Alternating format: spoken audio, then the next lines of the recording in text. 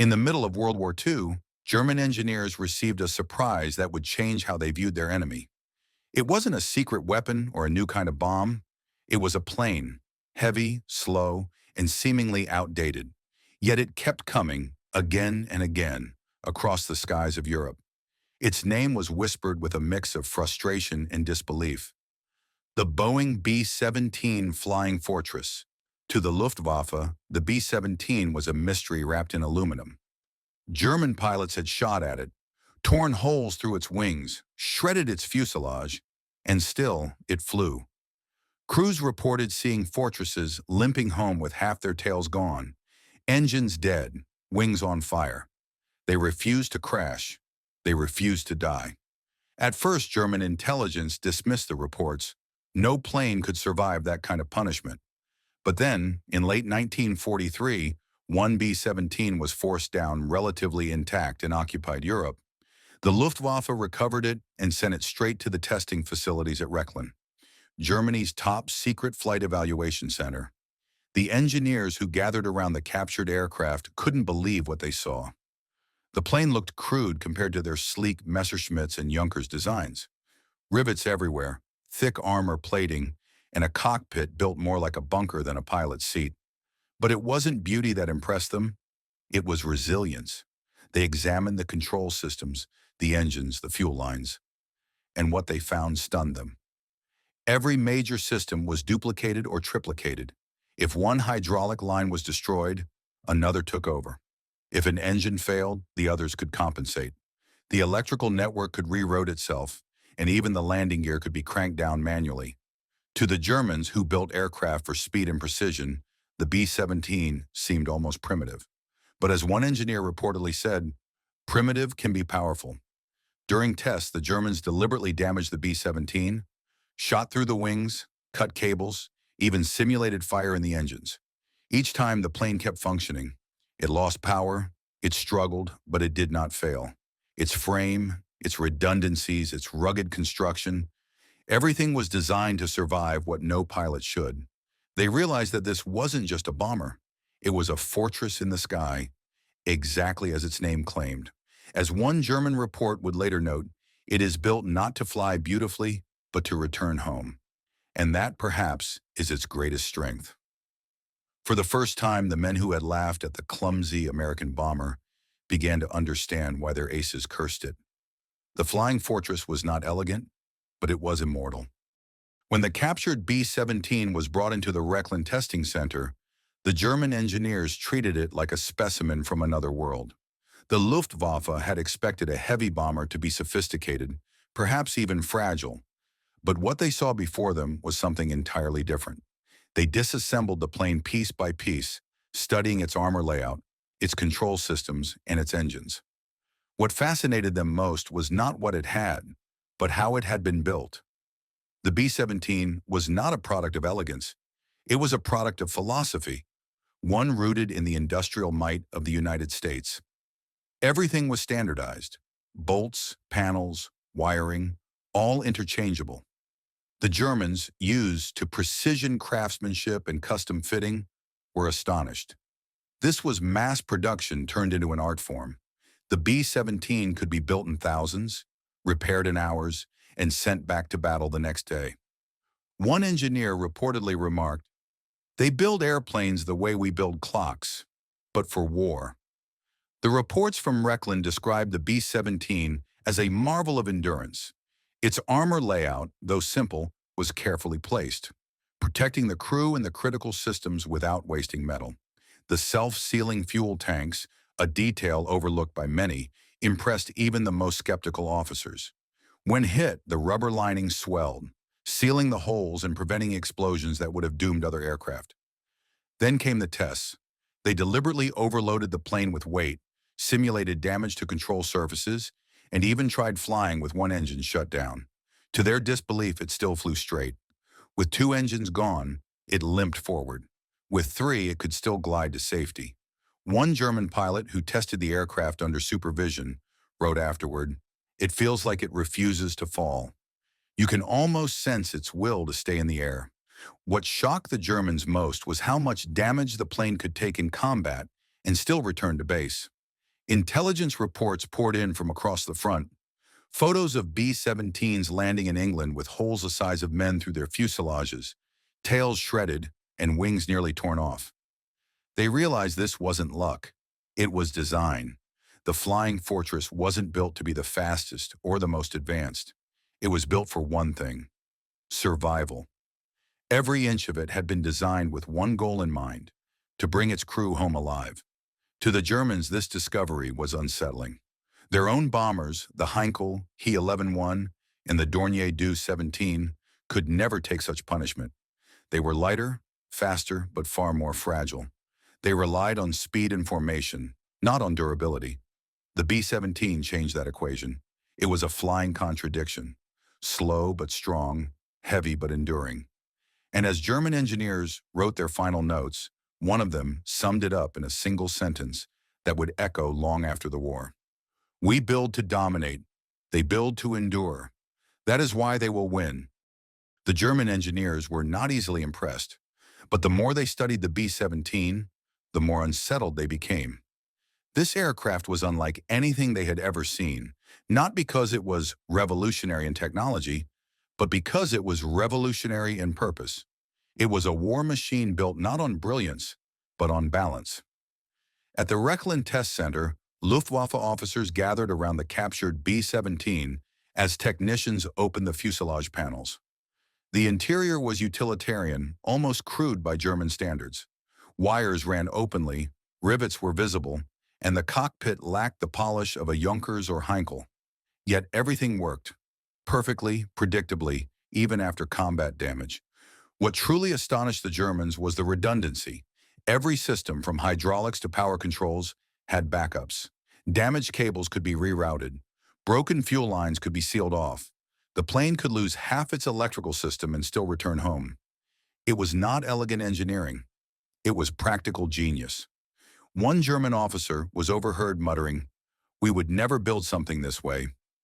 But perhaps we should have. When the engineers ran the structural stress tests, the results defied expectation. The B-17's wings were overbuilt, thick, reinforced, designed to flex rather than snap. The fuselage could twist under load, but not fail. The landing gear absorbed brutal impacts that would have destroyed other aircraft. A test pilot later recalled, "It feels like a living thing. You can tear at it, but it keeps flying." And that was precisely the point. The B-17 wasn't meant to win beauty contests. It was meant to win wars of attrition. The Germans compared it to their own bombers. The Heinkel He-177 Greif, Germany's long-range heavy bomber. On paper, the He-177 was superior: faster, longer range, heavier payload. But in reality, it was plagued with engine fires and structural failures.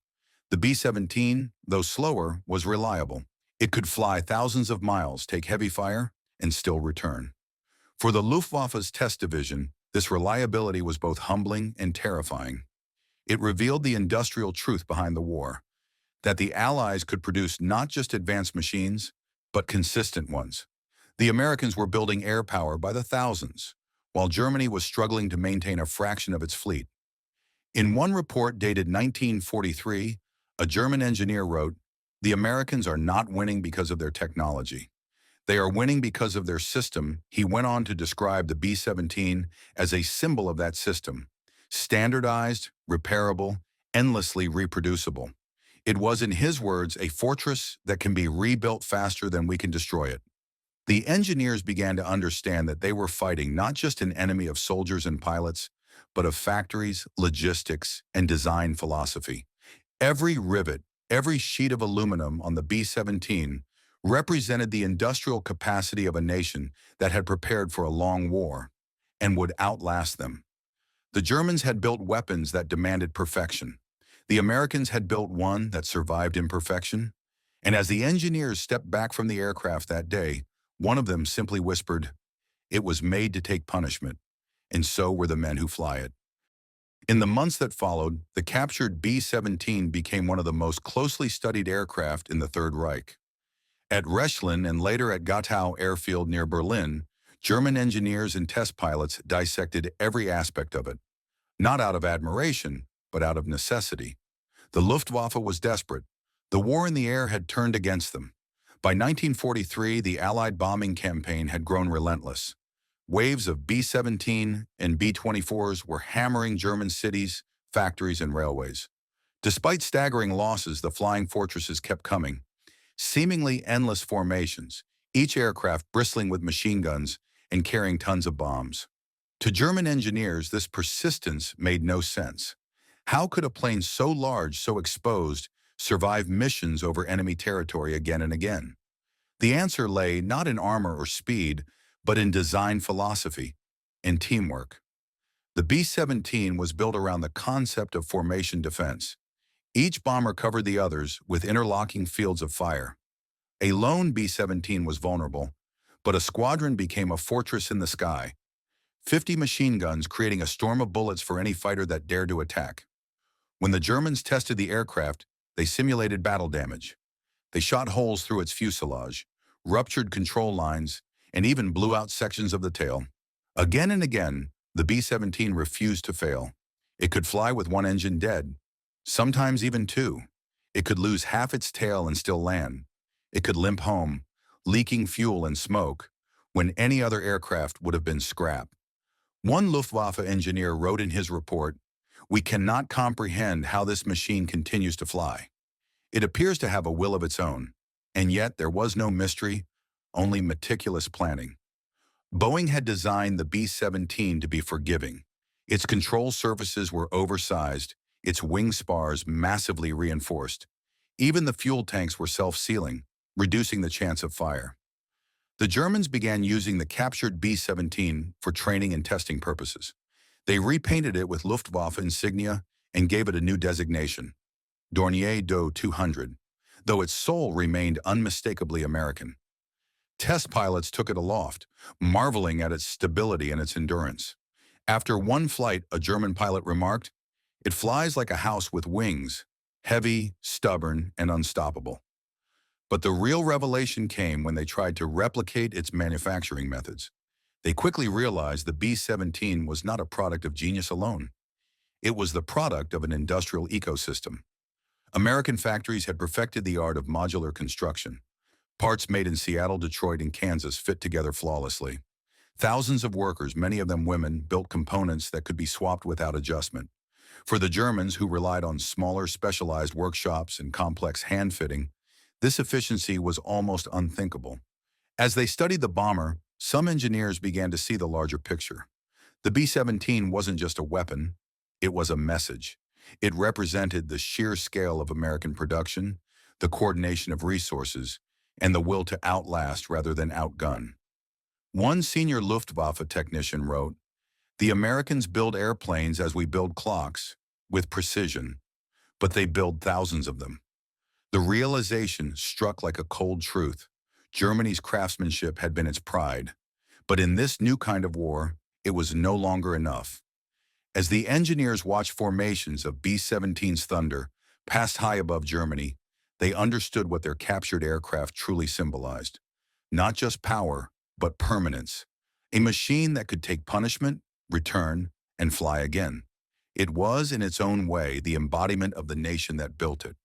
Resilient, methodical, and unstoppable. By late 1943, the German engineers at Rechlin had learned nearly everything they could about the B-17.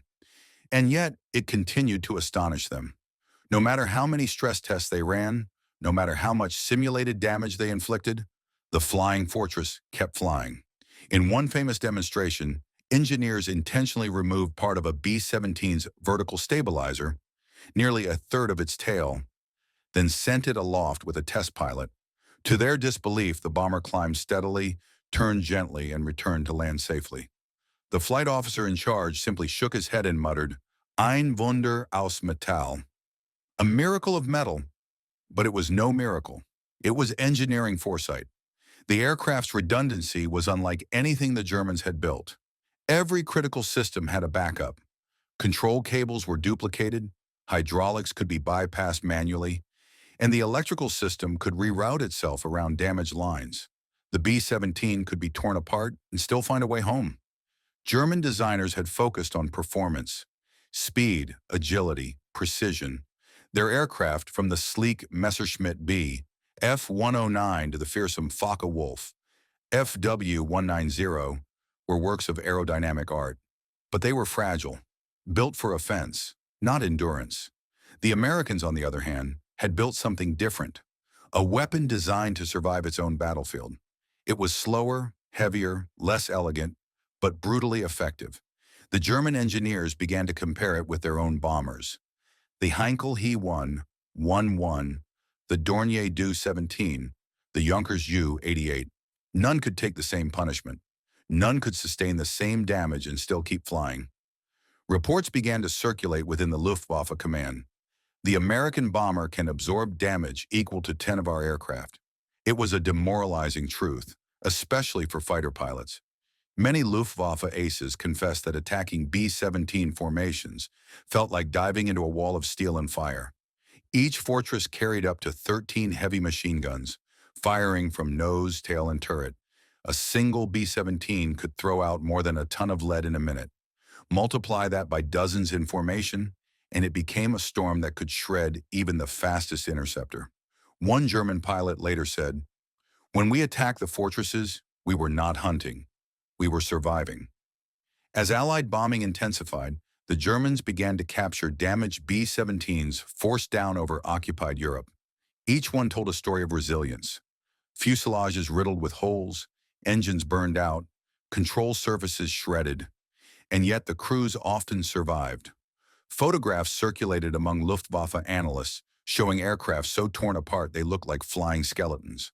But the most haunting image came from a bomber nicknamed All-American. In February 1943, it collided mid-air with another B-17 over Tunisia. The impact nearly tore its tail clean off. Somehow, impossibly, the aircraft stayed together and returned to base. The photos shocked even the most hardened German officers. At Rechlin, the engineers studied those photographs for hours. They could not understand how a structure so damaged could resist total collapse. But the answer, again, was in its bones. The Boeing design philosophy that treated every part as part of a whole. Each rib, spar, and frame distributed stress evenly, allowing the airframe to endure catastrophic hits without disintegrating. To the Germans, who had built their aircraft for precision and speed, this philosophy was revolutionary. Gradually, admiration began to replace arrogance. The same engineers who had once dismissed the B-17 as crude now studied it with respect. They understood that it represented something larger. The idea that in war, endurance could be more powerful than elegance. One report concluded, "The strength of this aircraft is the strength of the nation that built it. Not perfection, but persistence." As the winter of 1943 turned to 1944, that persistence began to show in the skies. Every time a B-17 formation roared across Germany, the message was clear. The Allies would not stop. And as German engineers continued their studies, a quiet realization took hold. The war in the air was shifting, and the flying fortress was leading the way. By early 1944, the German engineers at Rechlin Air Testing Center had moved beyond curiosity. The B-17 was no longer a captured oddity. It had become an obsession. They stripped, weighed, tested, and reconstructed every inch of its airframe, trying to understand why this foreign bomber refused to die. One team focused on the wings. They discovered that the B-17's internal spars, the great beams that ran through its wings like bones, were not just strong, but brilliantly redundant. Even if one section snapped under strain, the load transferred seamlessly to the others. It was a self-balancing structure, one that refused to fail completely. When they cut open the fuselage, they found a similar pattern. Every frame, every bulkhead had been overbuilt. It was heavier than most German bombers, yes, but it was also nearly indestructible. One engineer remarked, "We would have called this over-engineered. Now we must call it genius." The Germans realized something that few had understood before. The B-17's strength wasn't just in its metal, it was in its philosophy. Boeing engineers had designed it not for perfection in one mission, but for survival across hundreds. The result was a machine that embodied the industrial might of the United States, a nation that could afford to build bombers like fortresses and send them across oceans by the thousands.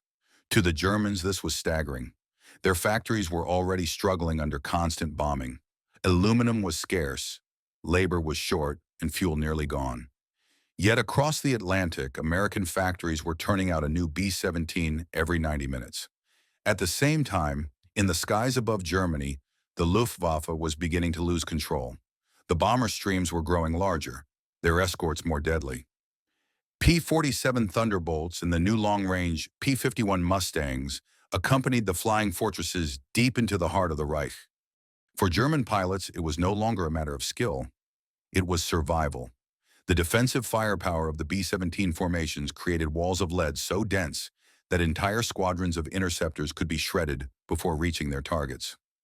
A Luftwaffe veteran later said, "We were fighting an enemy that could replace every plane we shot down, while every loss of ours hurt like a wound."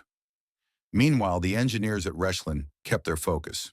They recorded the flight patterns of captured bombers, tested their engines, even examined the radios and bomb sites. The Norden bomb site, a top-secret American targeting system, astonished them most of all. Its gyroscopic precision allowed bombardiers to hit within a few hundred feet of their targets from miles above the ground. In that moment, the Germans understood something grim. Technology had turned the tide. The B-17 wasn't just an airplane. It was part of a system. Radar, navigation, formation tactics, industrial logistics, all intertwined. It wasn't the best bomber in every category, but it was the bomber that fit perfectly into the Allied war machine.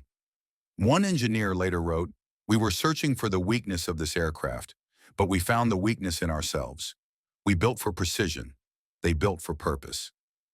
That sentence would appear years later in Allied intelligence reports, a quiet testimony to a shift in understanding.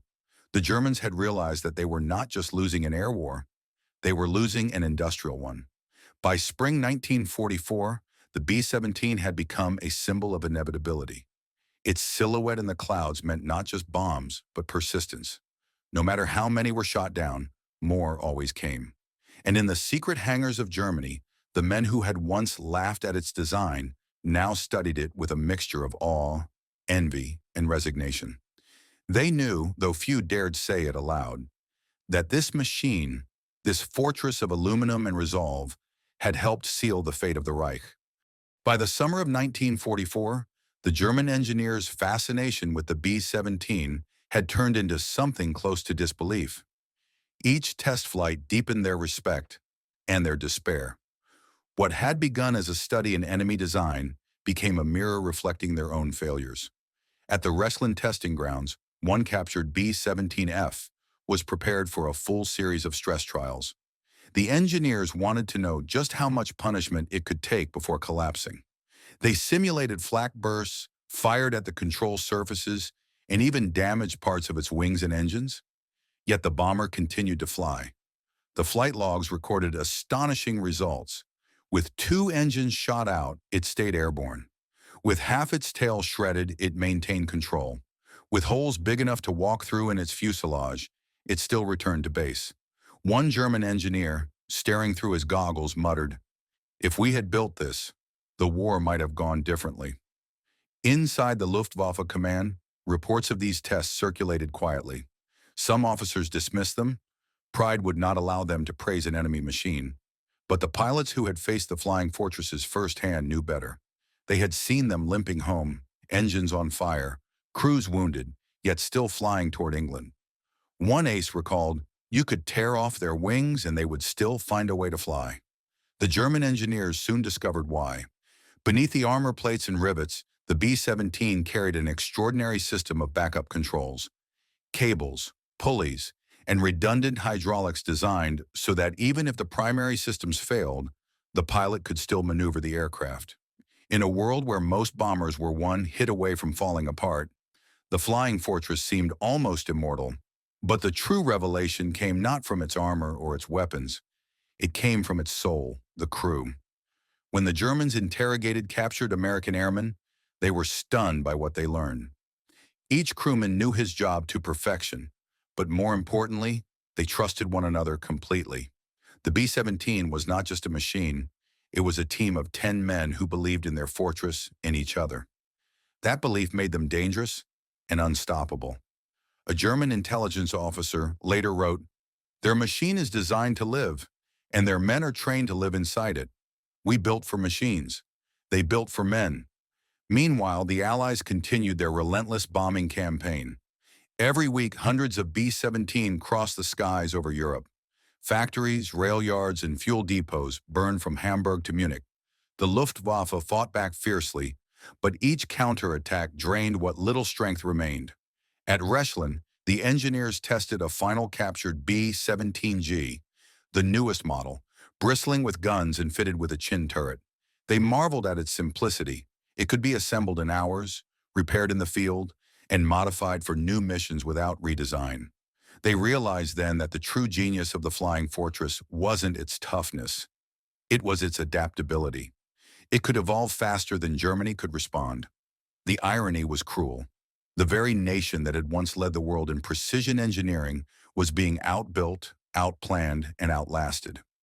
Germany's factories produced masterpieces, but masterpieces could not win a war against an enemy that built miracles by the thousand. One engineer reportedly told his superior, "We study this plane as if it were a god, but it is only a tool of an empire that understands production better than we ever will." By autumn, the testing program began to wind down. The Allies were advancing on all fronts, and even Rechlin itself was coming under threat from air raids. The German engineers packed their notes, their photographs, and their quiet admiration for a machine that had defied their every expectation. They had learned much, but too late. As one report concluded in its final line, "The Flying Fortress is not indestructible, but it is unbreakable, because the people who built it believed it should be." By early 1945, the B-17 Flying Fortress had become more than an airplane. It was a legend, a symbol that terrified the Axis and inspired the Allies. From the icy runways of England to the Mediterranean airfields of Italy, it flew in endless waves, day after day, until the very sky seemed filled with its unmistakable silhouette. In Germany, the engineers who had tested captured B-17s continued to report their findings. Their conclusions were not just technical, they were philosophical. They had learned that the Americans did not strive for perfection, they built for endurance. The B-17 was rugged, yes, but it was also forgiving. It tolerated damage, mistakes, and even inexperience. In a war of attrition, that quality was priceless. German reports described the aircraft's frame as elegantly crude. It was not delicate like German bombers, nor sleek like their fighters. It was built like a hammer, heavy, simple, effective. One test pilot compared flying it to piloting a cathedral through the air, and yet somehow that cathedral always came home. The engineers at Rechlin began experimenting with the damaged B-17 they had repaired. They flew it under German markings, testing everything from its control surfaces to its bombing systems. They were astonished by how easy it was to fly, stable, steady, obedient, even under duress. One pilot wrote in his logbook, "It flies as if it forgives you." That simple statement captured something profound. The B-17 had been designed for young men, most barely 20 years old, who would be asked to fly through flak, fire, and death itself. It did not demand perfection, it demanded persistence.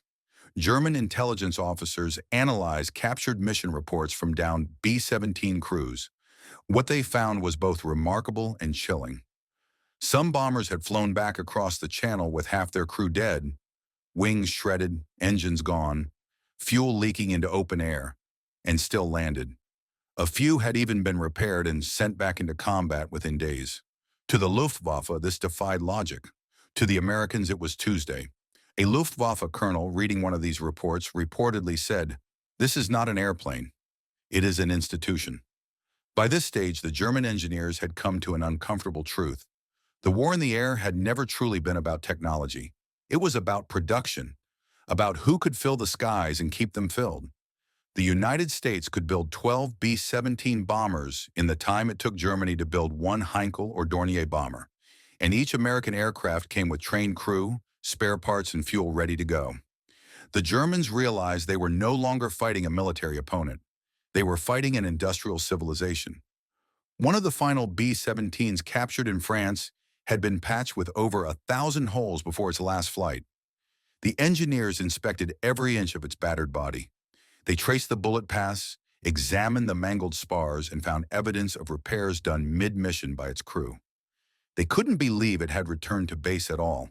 A senior Luftwaffe officer wrote, "The Flying Fortress can absorb punishment that would tear apart any other aircraft. Its strength is its simplicity, and its simplicity is its genius." As the Allies closed in, the captured B-17 at Rechlin were ordered destroyed. The Germans didn't want them falling into Soviet hands. Some engineers refused. They had grown attached to the machines they had studied for months. The enemy aircraft that had humbled them, that had shown them what true endurance looked like. When the last one was burned on the tarmac, an engineer reportedly turned away and said, "We studied the wrong philosophy of war." But their lessons would not be forgotten. After the war, when German aviation scientists were interviewed by Allied intelligence, they spoke not of resentment, but of admiration. Many openly admitted that the B-17 had redefined their understanding of aeronautical engineering and of resilience itself. It was, as one of them said, not only a fortress in the sky, but a fortress in spirit. As the war ended and silence fell across Europe, the B-17 Flying Fortress did not fade into history. It lingered in memory. The Germans who had studied it spoke of it with something between awe and disbelief. It was the machine that had rewritten the rules of war, not by speed or firepower, but by survival. When the Allied investigators entered the Rechlin Test Center in the summer of 1945, they found scattered documents, fragments of data, and half-destroyed reports on the B-17. The Germans had tried to burn much of the evidence before surrendering, but what remained was enough to tell a story, one of reluctant admiration. In the margins of one report, an engineer had scribbled a note in pencil. "If we had built aircraft this way, the war might have lasted longer. But perhaps it is better that we did not." Allied intelligence teams collected the wreckage of the test aircraft. They found signs of careful study, German modifications to the oxygen systems, fuel lines, and control surfaces. Some tests had even involved replacing American components with German ones to see if they improved performance. The results had been conclusive. They hadn't. The B-17 was best when left as it was. Simple, sturdy, reliable. A British engineer who reviewed the captured data later said, "They tried to perfect what was already perfect enough."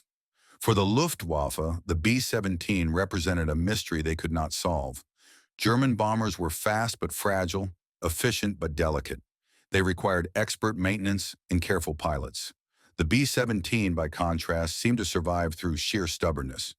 It was an airplane that refused to die, a weapon shaped by industrial might and human resilience alike.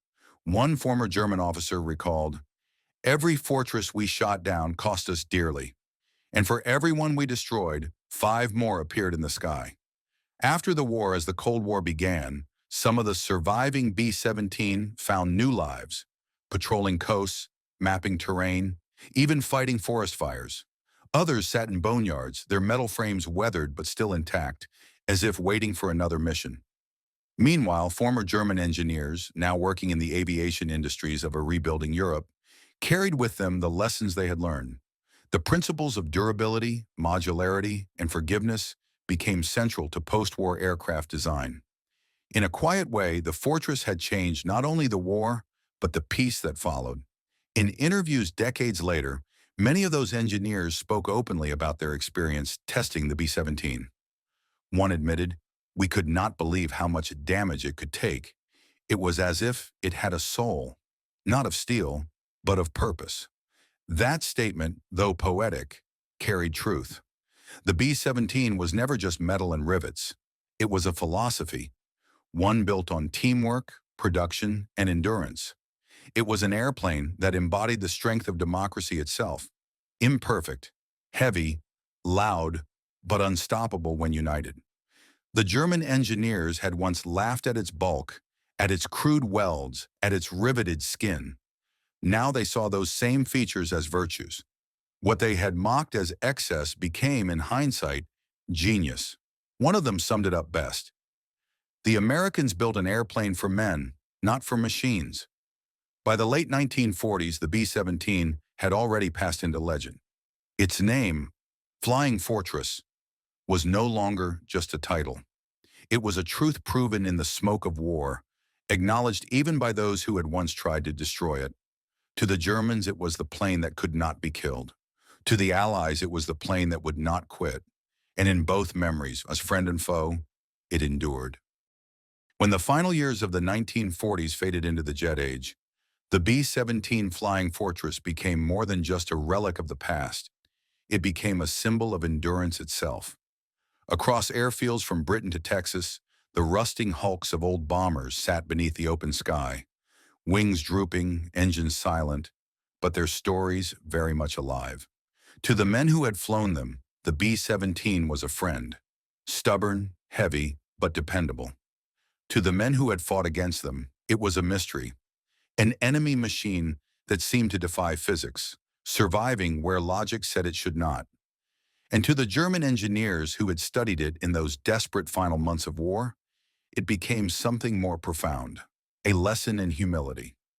One of them, a designer from the Messerschmitt Works, later said, "We thought precision and brilliance would win the war. But what won was simplicity, strength in numbers, strength in design." After the surrender, as Allied forces uncovered the wrecks and records of the Luftwaffe's test programs, they found evidence of near reverence. Reports describing the B-17's fuel system, its self-sealing tanks, its electrical redundancies, written not with mockery, but with admiration. The German engineers had realized that what they once dismissed as crude was, in truth, ingenious. A surviving report from 1944 read, "This aircraft is not elegant. It is effective. It fights damage the way an army fights a siege." Those lessons would ripple outward into the post-war world. When Germany rebuilt its aviation industry, many of those same engineers carried their experiences forward. Some would later work with American companies under Operation Paperclip, others with British or French firms. Everywhere they went, they spoke of the machine that had impressed them most, the Flying Fortress. They taught younger generations that perfection in engineering was not about beauty or complexity, but about endurance, about designing for survival. The B-17 had become, unintentionally, one of their greatest teachers. In America, the B-17 found new life in peace. Converted to survey aircraft, transporters, and firefighting planes, they continued to fly well into the 1950s and beyond. Each mission, whether dropping water over burning forests or mapping distant coastlines, was a quiet echo of their wartime resilience. A few even made it to museums, restored and displayed under bright lights, their fuselages polished, their names repainted. Memphis Belle, 909, Sentimental Journey. Yet beneath the paint and pride, every rivet still carried the memory of 1,000 storms survived. In the end, what the Germans had learned from the Flying Fortress went far beyond engineering. It was a moral as much as a mechanical revelation, that strength born of unity and endurance can outlast brilliance born of pride. The B-17 was not perfect. It was heavy, slow, and sometimes clumsy, but it carried its crews home.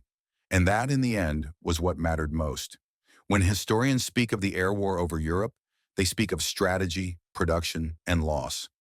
But hidden among the statistics is this, the story of German engineers who came to respect the very machine they had once tried to destroy. In its steel bones and roaring engines, they found not just the secret of Allied victory, but the essence of endurance itself. The war ended long ago, but the legend of the Flying Fortress remains, not just in museums, but in memory. It is the sound of courage over fear, of teamwork over arrogance, of survival against all odds. And somewhere, deep in the silence of history, you can still hear it, the faint hum of 4 engines over the clouds carrying men home. If you enjoyed this video, don't forget to like, comment, and subscribe for more World War II stories.